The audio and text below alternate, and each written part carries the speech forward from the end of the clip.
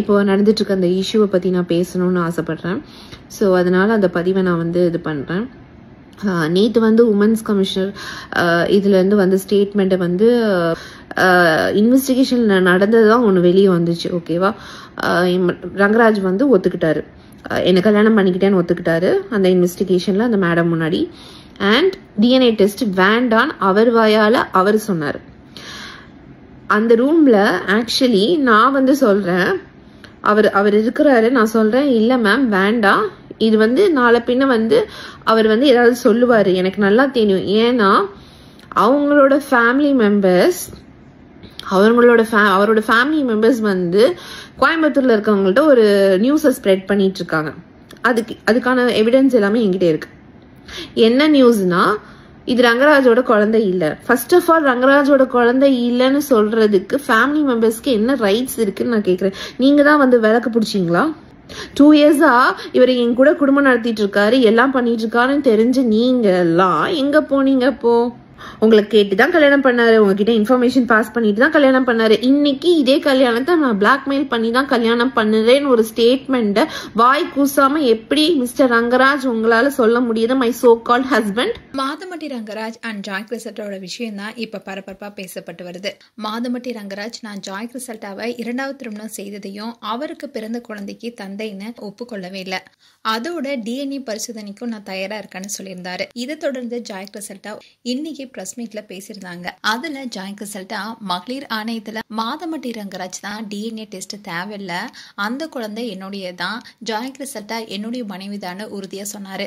ஆனா வெளியே வந்து எதுக்காக இப்படி மாத்தி பேசுறாருன்னு தெரியல.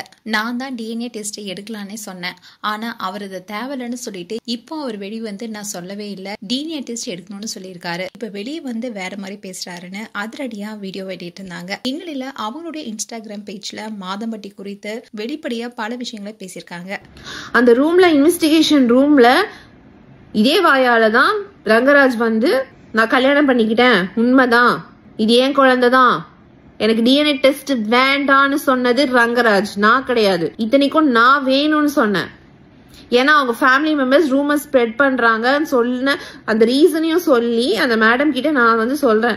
இன்னைக்கு இதே ரங்கராஜ் இப்படி ஒரு ஸ்டேட்மெண்ட்டை விடுறாரு. அப்போ 4 செவத்துக்குள்ள வந்து ஒண்ணு பேசுறதும் வெளியே வந்து வேற மாதிரி பேசுவாரா ரங்கராஜ்? உன் குழந்தை என்ஐசியூல வந்து கஷ்டப்பட்டுட்டு இருக்குது, ஆனா நீ அந்த குழந்தைய கொச்சப்படுத்தி வெளியே ஸ்டேட்மெண்ட் போட்டுட்டு இருக்க. உனக்கெல்லாம் அந்த குழந்தையோட சாபமும் கண்ணீரும் உன்னை சும்மா விட நினைக்கிறியா? பிளாக்மெயில் பண்ணி பாப்போம். ஒரு பொண்ணு, சரி நான் தெரியாம தான் கேட்கிறேன், ஒரு 15 பொண்ணுங்க வந்து உன்னை பிளாக்மெயில் பண்ணி என்ன கல்யாணம் பண்ணு அப்படின்னு சொன்னா நீ 15 பொண்ணுங்களையும் கல்யாணம் பண்ணிடுவியா? கேட்டா ஐயோ அவங்க என்ன பிளாக்மெயில் பண்ணிட்டாங்க அதனால நான் அவங்களை கல்யாணம் பண்ணிட்டேன்னு ஒரு ஸ்டேட்மெண்ட் விட்டுருவியா நீ? அவ்வளோ சேட் கான்வர்சேஷன்ஸ் இருக்குங்க. எனக்கும் ரங்கராஜுக்கும் நடந்த சேட் கான்வர்சேஷன்ஸ் இருக்கு. நான் வந்து மக்களாகிய உங்களுக்கு அதை வந்து பப்ளிஷ் பண்ணணும்னாலும் நான் பண்ணி காமிக்க. நீங்களே எனக்கு ஒரு ஜட்ஜ்மெண்ட் சொல்லுங்க. அதுல ஃபுல்லா வந்து லவ் யூ பொண்டாட்டி, லவ் யூ பொண்டாட்டி, love you Thangam, miss you, நீ இல்லாம நான் இருக்க மாட்டேன், 12 வருஷத்துக்கு அப்புறமா எனக்கு ஒரு சோல்மெட் நீ கிடைச்சிருக்க, உன்னை எந்த ஒரு ரீசனுக்காகவும் நான் லூஸ் பண்ண மாட்டேன். மாத்தி பேசக்கூடாது. இன்வெஸ்டிகேஷன் ரூம்ல சொல்றாரு ஃபேமிலி மெம்பர்ஸ் பிளாக்மெயில் பண்றாங்க, ஃபேமிலி மெம்பர்ஸாலதான் நான் இப்படி பண்றேன் அப்படின்றாரு. நீ அப்ப 10 பொண்ணுங்களை நீ வந்து யூஸ் பண்ணிட்டு யூஸ் அண்ட் த்ரோ டாய் மாதிரி யூஸ் பண்ணிட்டு போயிட்டு அவங்க வாழ்க்கையெல்லாம் அழிச்சிருவ. கேட்டா பிசினஸ்க்காக நான் வந்து இப்படி பண்ணிட்டேன் அப்படின்றியா? அன்னைக்கு அந்த இன்வெஸ்டிகேஷன் ரூம்ல சொல்றாரு மிஸ்டர் ரங்கராஜ், என்னோட ஃபர்ஸ்ட் ஒய்ஃபை வெளியே வச்சுட்டே சொல்றேன் மேடம், ஜாய மாதிரி யாராலையும் என்ன பாத்துக்க முடியாது, நான் ஜாய மிஸ் பண்றேன். அப்ப அந்த ரங்கராஜ் யாரு? ஏன் அதை வந்து ஸ்டேட்மெண்ட்ல விடல? அப்ப அன்னைக்கும் வந்து ஆபீசர் முன்னாடி நான் பிளாக்மெயில் பண்ணி உங்களை சொன்னேனா?